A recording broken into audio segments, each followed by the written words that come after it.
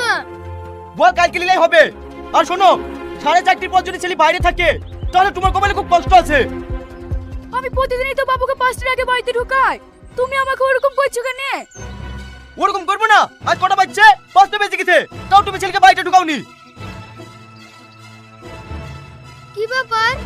এইখানে তো বলটা পড়ে গেছিল, কোথায় গেল? ক্যাডবেরি আছে।